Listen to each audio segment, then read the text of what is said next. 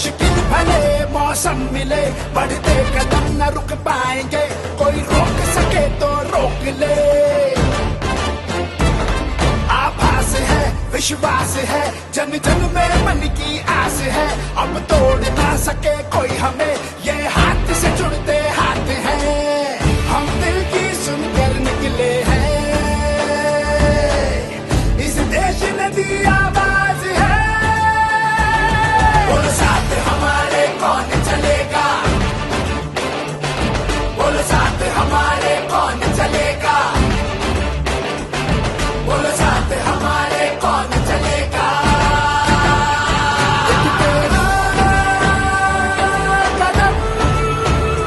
एक मेरा कदम, मिल जाए जुड़ जाए अपना वतन, मिल जाए जुड़ जाए अपना वतन। चली चली चली चली भारत जोड़ो यात्रा चली, चली चली चली चली भारत जोड़ो यात्रा चली। लाखों रंग समेटे हुए ये इंद्रधनुष का वेश है, कन्याकुमारी से कश्मीर तक जुड़ रहा मेरा देश है। नफरत ना बोने देंगे इस पावन पावन माटी में, हम अमन के फूल खिलाएंगे, प्यार भरी भरी पार्टी में, महंगाई को झुका के मानेंगे, बेरोजगारी से पंजा लड़ाएंगे, ये उन्नति का हाथ बढ़ाना है, सद्भाव का साथ बढ़ाना है। बोलो साथ हमारे कौन चलेगा, बोलो साथ हमारे कौन चलेगा, बोलो साथ हमारे कौन चलेगा।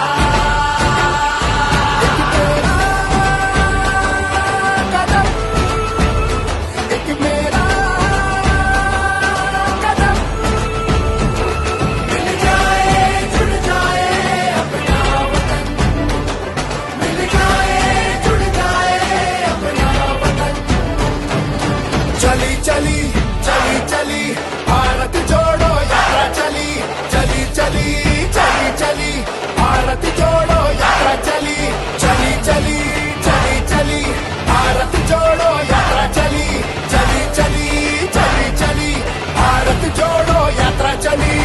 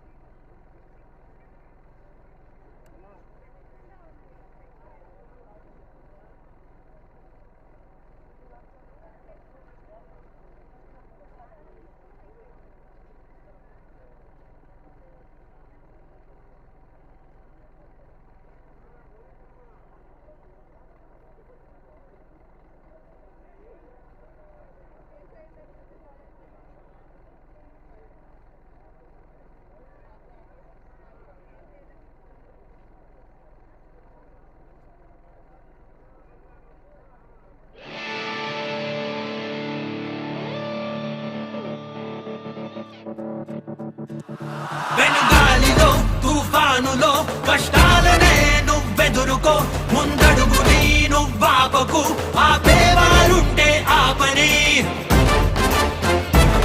నీ మనసులో విశ్వాసమే ప్రజలందరి మనసులు ఆశలే, ఇక ఎవరు మనని విడదీయరు ఈ చేతిలో చేతిని కలిపితే. మేం మనసు మాట విని మొదలెట్టా, ఈ దేశం రమ్మని పిలిచింది. మరి మా తోడుగా ఎవరొస్తారు, మరి మా తోడుగా ఎవరొస్తారు, మరి మా తోడుగా ఎవరొస్తారు. ఇదిగో నీ అడుగు, ఇదిగో నా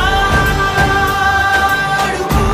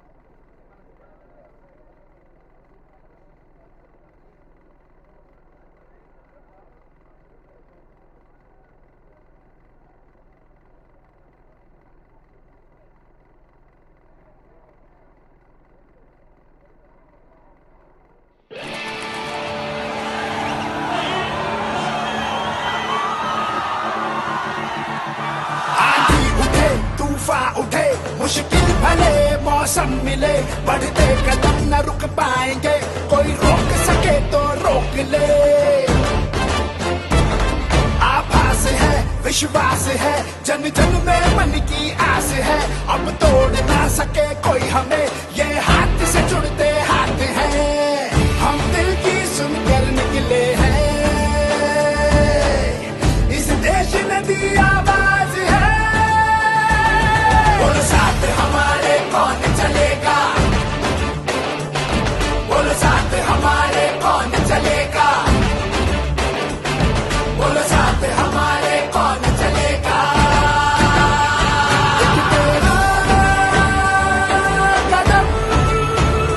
एक मेरा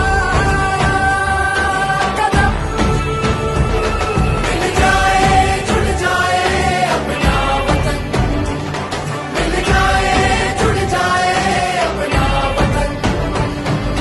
चली चली चली चली भारत जोड़ो यात्रा चली, चली चली चली चली भारत जोड़ो यात्रा चली, झांकों रंग समेटे हुए ये इंद्रधनुष का वेश है, कन्याकुमारी से कश्मीर तक जुड़ रहा मेरा देश है,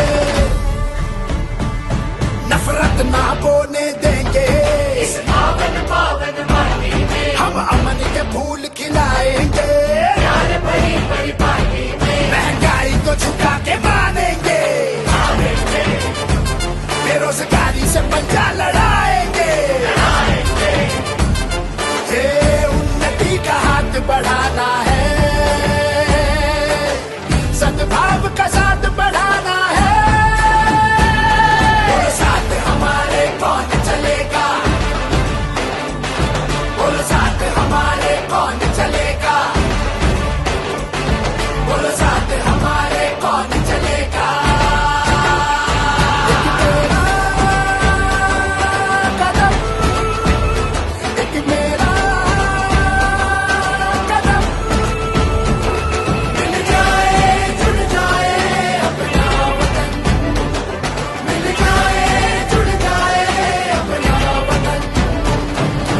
चली चली चली चली भारत जोड़ो यात्रा चली, चली चली चली चली भारत जोड़ो यात्रा चली, चली चली चली चली भारत जोड़ो यात्रा चली, चली चली चली चली भारत जोड़ो यात्रा चली।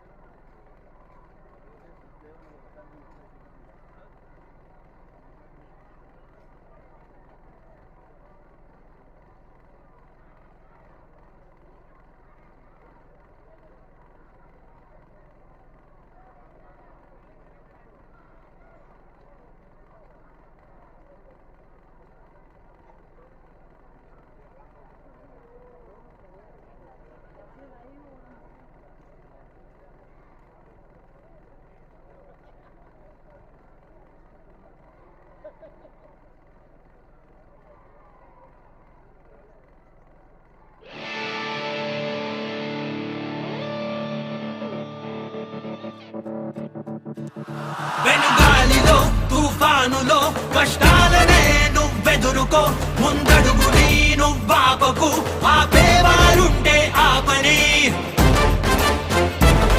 నీ మనసులో విశ్వాసమే ప్రజలందరి మనసులు ఆశలే, ఇక ఎవరు మనని విడదీయరు, ఈ చేతిలో చేతిని కలిపితే, మేం మనసు మాట విని మొదలెట్టా,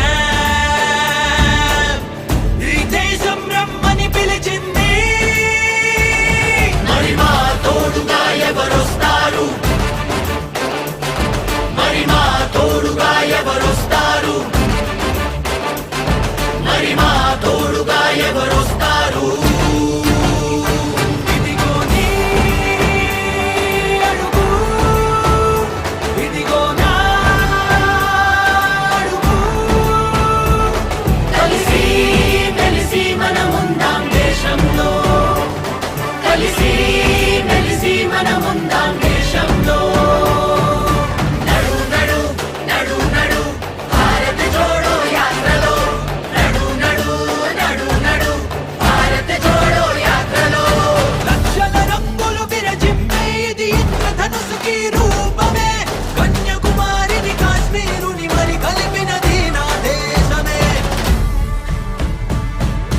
ఈర్ష్యాసూయలు ఉండవులే ఈ పావన పవిత్ర ధరిత్రిలో శాంతి సామరస్యాలతో నిండే ప్రేమ భరిత నా దేశంలో ధరలను అదుపులో ఉంచుతాం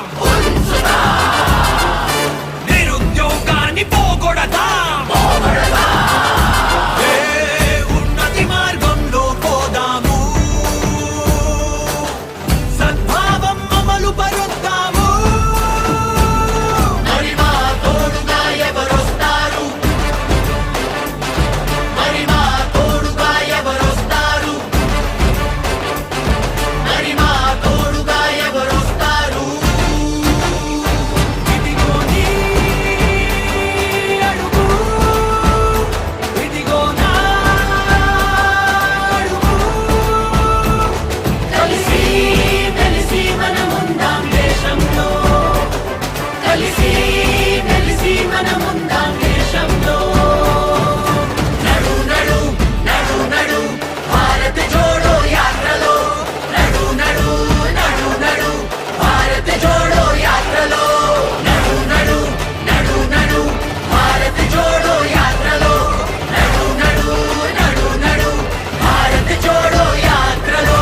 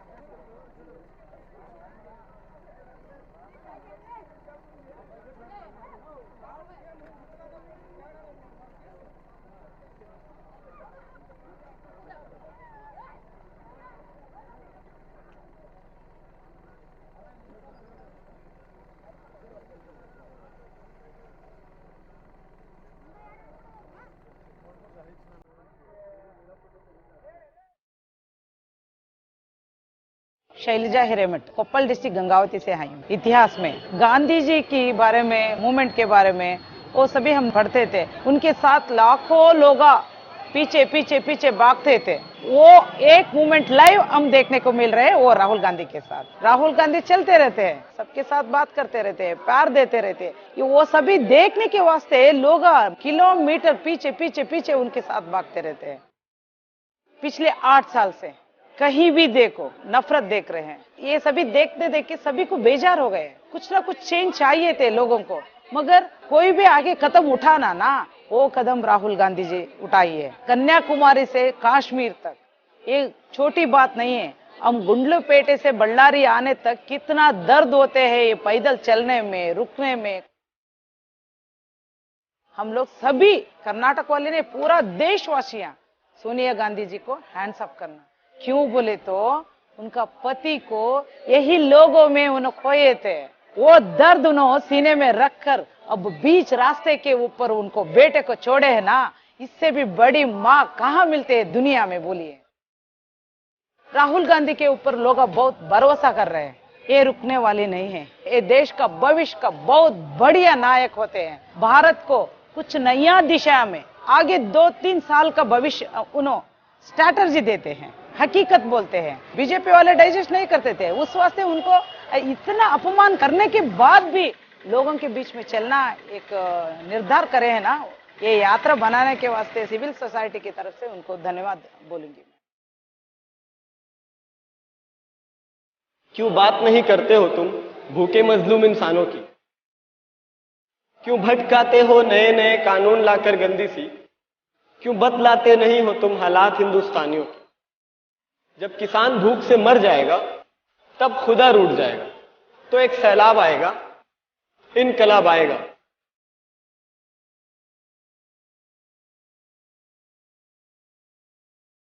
मेरा नाम मोहम्मद इम्तियाज है। मैं एमए उर्दू ऑनर्स कर रहा हूँ। गोदी मीडिया जो है वो अपोजिशन को छुपा के रखता है, इसलिए ये यात्रा मुझे इसलिए सही लग रहा है क्योंकि इस यात्रा से जमीनी तौर पर जो राहुल गांधी के नेतृत्व में हो रहा है, तो इसमें क्या है कि हम लोग लोगों से जुड़ पा रहे हैं और फिर पता चल रहा है कि कैसे रिलीजन तो अलग है, कास्ट से भी कास्ट को बांटा जा रहा है। तो उन लोगों के ख्याल में जो नेगेटिव थिंकिंग है वो कम से कम अभी दूर हो रहा है।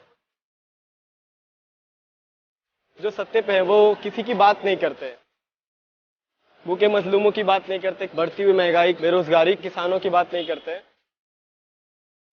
जिस तरह से जीएसटी लगा है ये इतना इफेक्ट किया है लोअर मिडिल क्लास को। जब से गैस की कीमत बढ़ी है तो आप समझिए कि महीना खत्म होने से पहले ही गैस खत्म हो जाता है और दूसरा बुक करना पड़ता है। नोटबंदी का क्या फायदा हुआ? सरकार ने चुप्पी बांध रखी है और इससे इतना बटोरा गया पैसा, वो अभी काम लगेगा 2024 के इलेक्शन में लगेगा।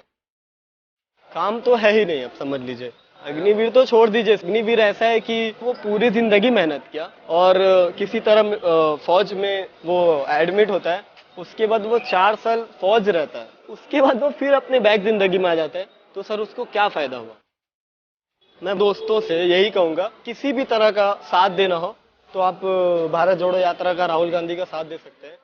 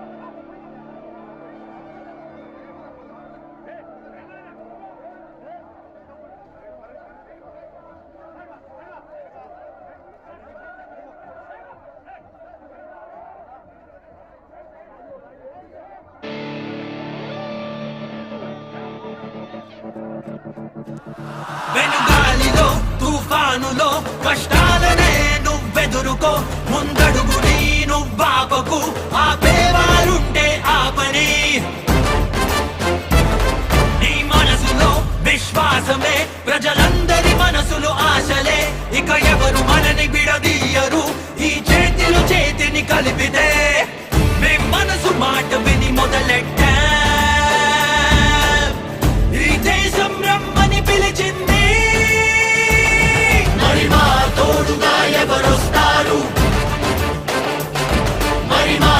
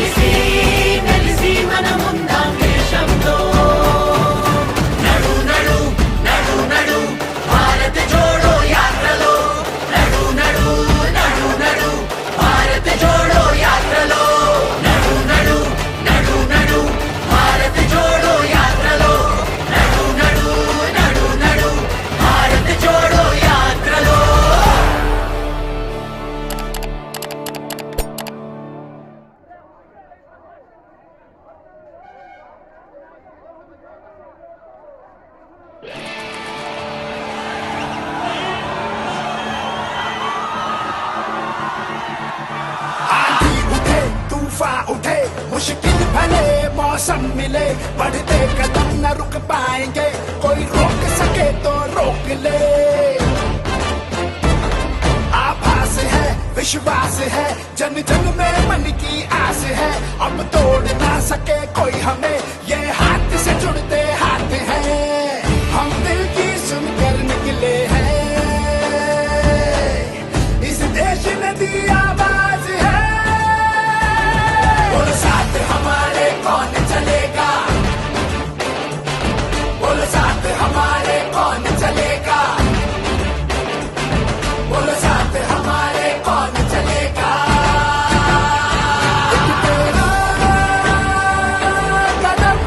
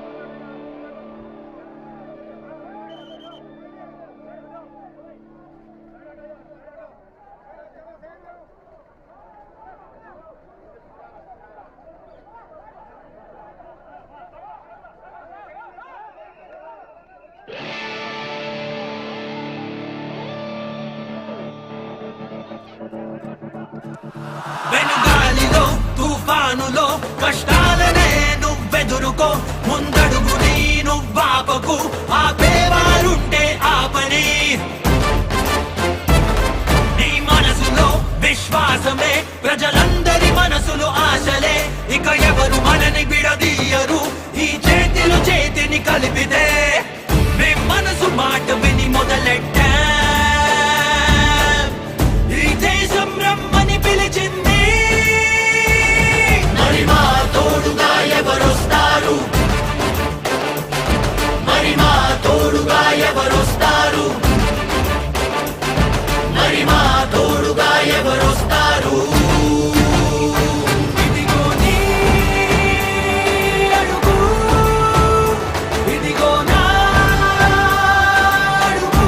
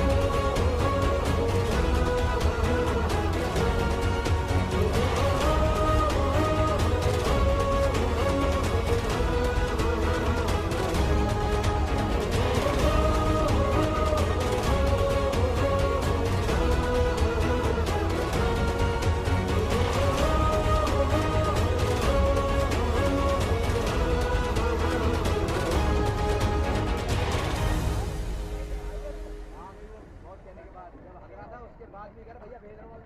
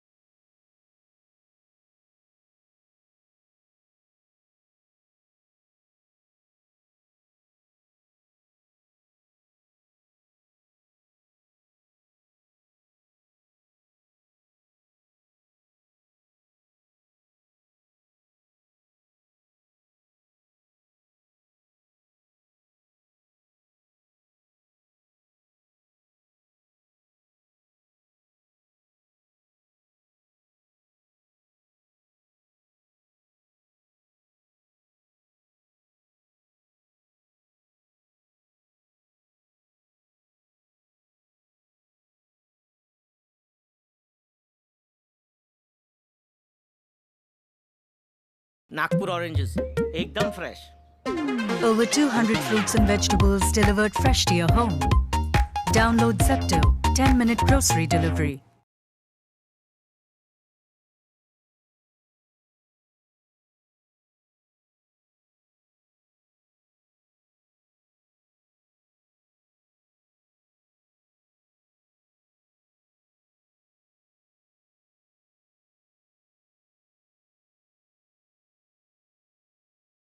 Been part of the system for a very long time, and for me the fact that I have not been part of that system except for the last 14 years, and that too principally as an MP, apart from heading the IPC, I would say that I have to that degree the capacity to look at things with a fresher eye. That's a big difference.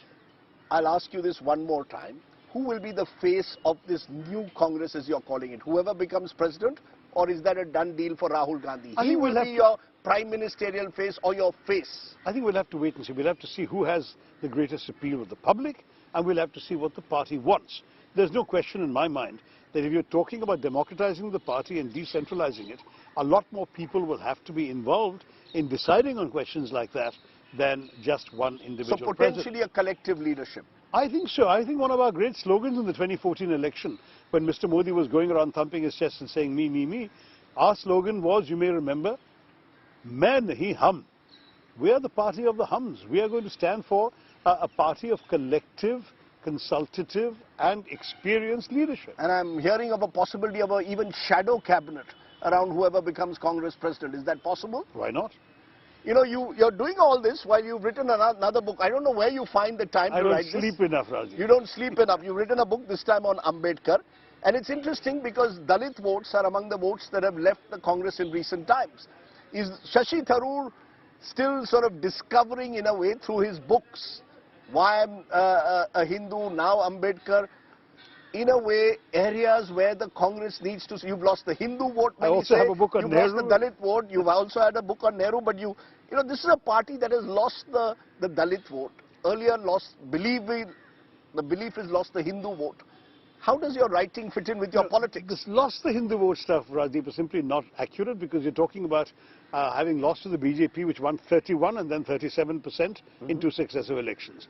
There are 80% Hindus in this country. So even if every single person who voted for the BJP was a Hindu, that's still not half the Hindu population. So let's not get carried away. We have not lost the Hindu vote, but we may have lost the vote of Hindutvavadi believers, and we may have also lost the vote of Hindus and others who were attracted to other points in Mr. Modi's manifesto.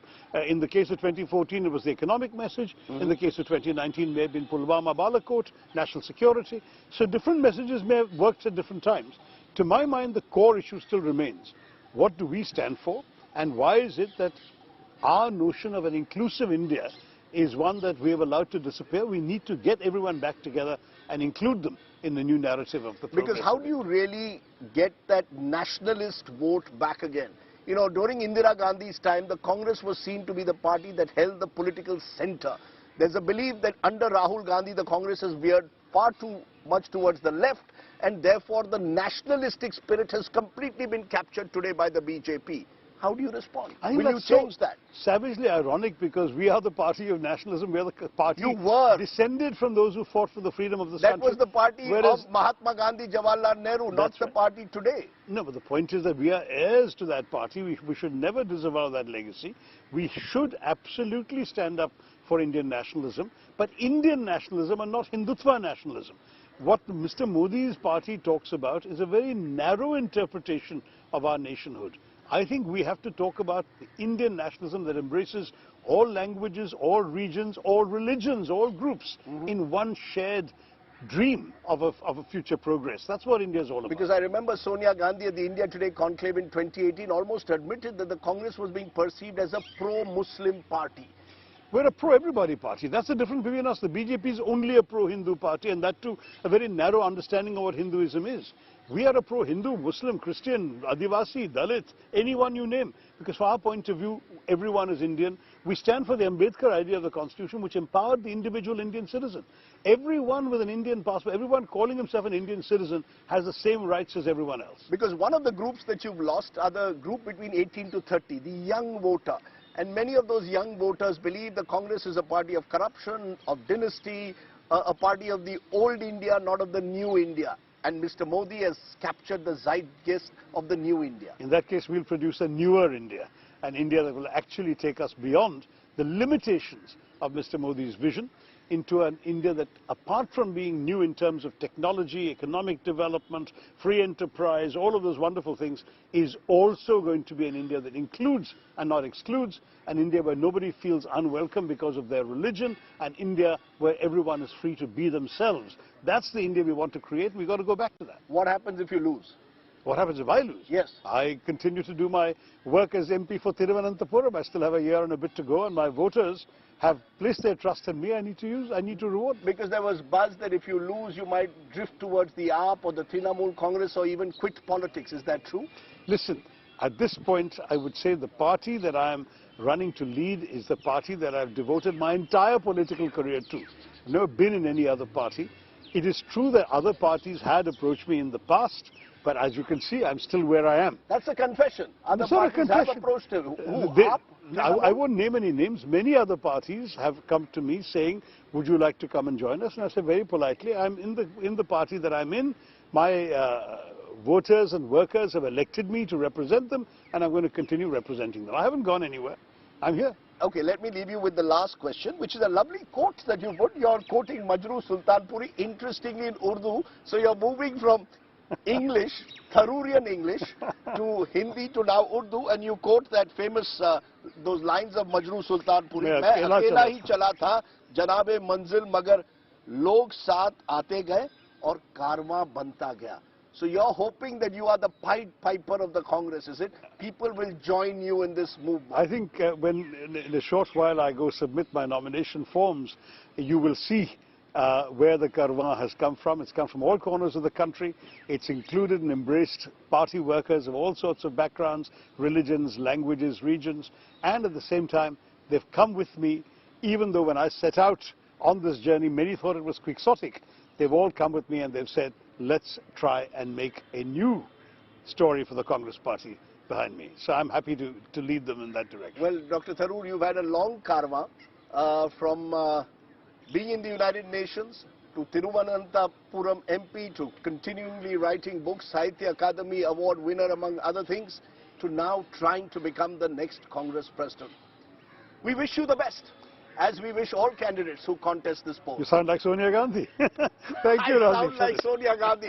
That will go viral. Thank you very much, Dr. Tharoor, for joining me. Shashi Tharoor, who intends and is contesting for Congress President. Welcome to an India Today special, where our guest today is someone who is never far from the headlines, and he's making the news once again.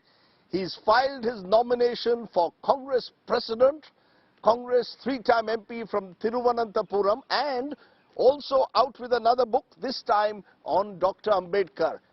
Dr. Shashi Tharoor, welcome to this special. Thank you, Rajdeep. Let's start Good to be with with you. Shashi Tharoor as Congress President. At a time when no one really seemed to want to contest the poll, you from almost day one said, I want to contest this election for Congress President. Most believe it's a crown of thorns, whoever becomes president. What made you contest? Because I really believe that the Congress party is needed by the country. And frankly, business as usual in the party is not going to take us anywhere. We've had two general elections at 19%. We need to break free. We need to appeal to a larger constituency than we've been able to appeal in the last couple of elections. And at the same time, we've got to stop this hemorrhage of good people leaving the party for good or bad reasons. We need to be able to therefore both revive and rebuild the party inside and at the same time appeal to more voters outside. We have to challenge the seeming hegemony of the BJP and Mr. Modi. But many are saying that is Shashi Tharoor really the right person for Congress President? He has no organizational experience. He is not a Hindi heartland politician, the area where the Congress has suffered the most in recent times. Is Shashi Tharoor really the right person to be Congress President, a party that needs organizational revival? First of all, the 9,100 voters of the Congress party, the PCC delegates, will decide that, whether I'm the right person or not, and if they find somebody else is the right person, more power to him or her.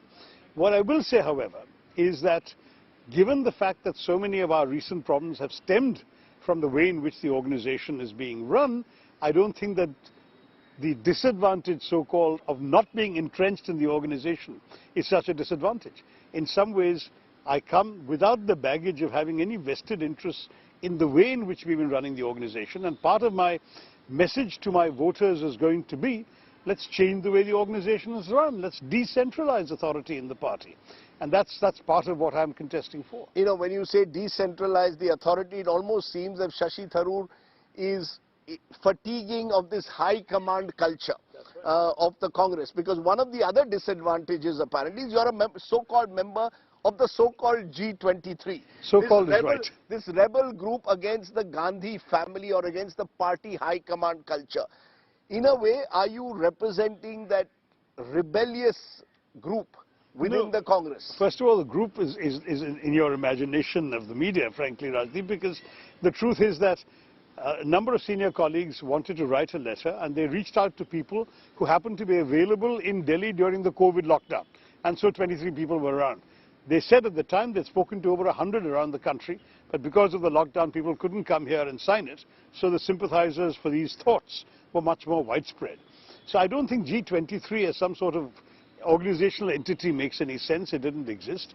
And some of its members have now left the party. Others have moved on. Some of you, one has even gone to the BJP. So it's no longer a coherent entity. And I'm not running as a representative of the G23 or anybody else.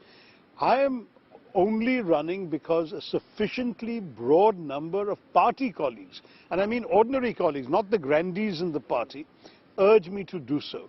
And they wanted me to do so not so much because of any specific experience that I would bring into the organization. As I say, my own instinct is actually to decentralize authority completely, empower the states, the state leaderships, and at the same time create more consultative mechanisms at headquarters. But apart from that, they wanted somebody who could appeal beyond the traditional constituencies of the Congress, and they felt I could do so. And I was taken in by that argument. I thought, let me give this a... the fact is, though, that your own Kerala Congress doesn't seem to be very enthusiastic about Shashi Tharoor contesting for Congress President. They haven't endorsed you.